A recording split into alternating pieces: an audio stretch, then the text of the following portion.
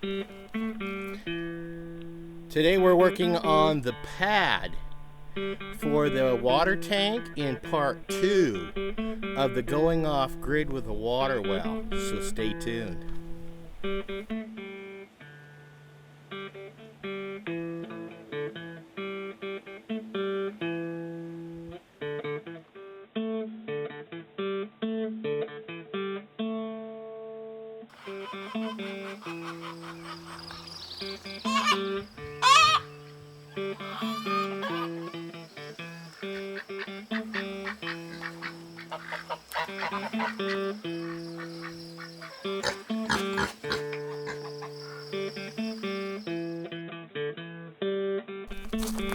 Hello, welcome back to Pine Meadows Hobby Farm. I'm your host, Jerry Hansen. I'm setting up right here for part 2 of this episode, and that is building the pad on which we're going to set the tank. Now, I need to make sure the ground is level, so I'm bringing in some rock, and also I'm going to offload the rock with my load handler. Now, if you don't know what a load handler is one of the most awesome tools you can have for a homestead or a farm. I'll go ahead and leave a link down below so you can purchase one on Amazon, but I've used mine for a couple of years and it has really come in handy. It makes the job go by really fast. So, yeah. Why don't you watch me work the load handler?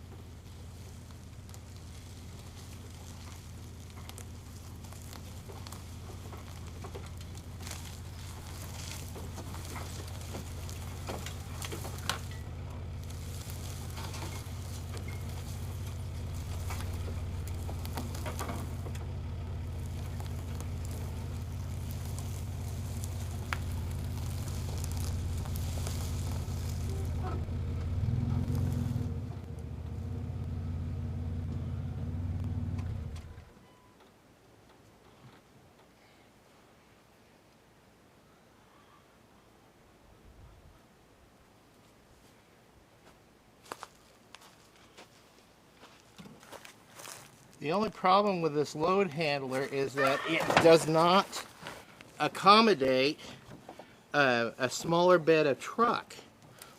This fits perfectly my 1-ton dually, but not this one.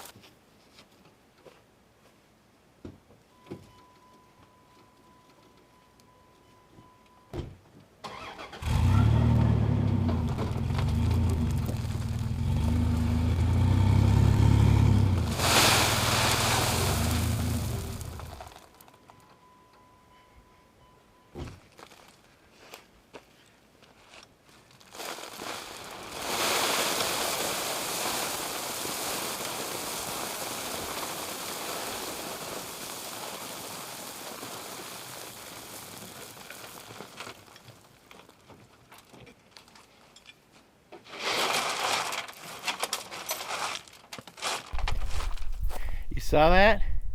It only took me 3 minutes to offload that entire load off onto the ground from the pickup.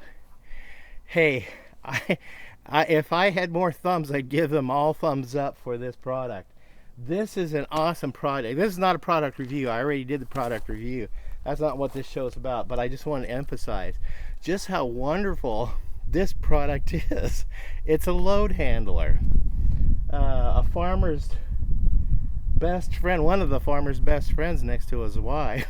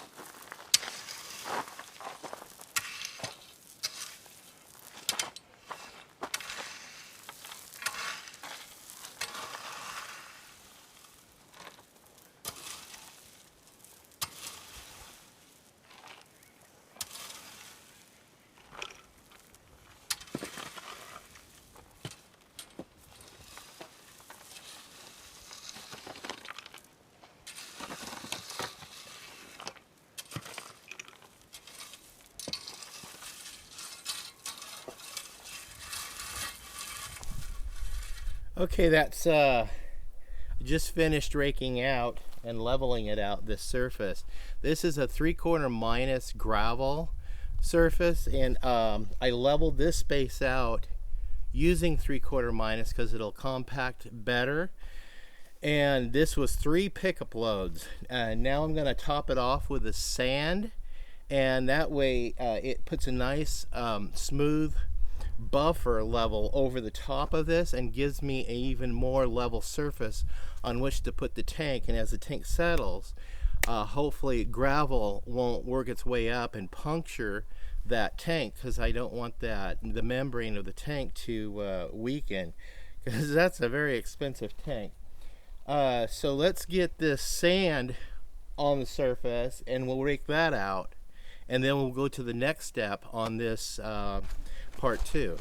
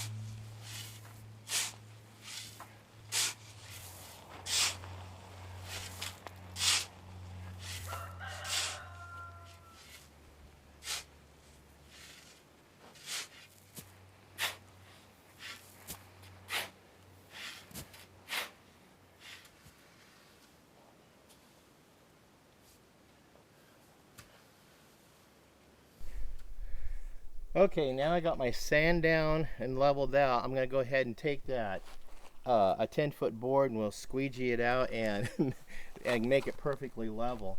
And we'll see how level it stays once we get the tank manipulated into place, because I have a feeling that sand's going to shift once we get that heavy tank into place. But I have a problem right here. We've got a potential for the rock moving, so I have a solution. And the solution is this.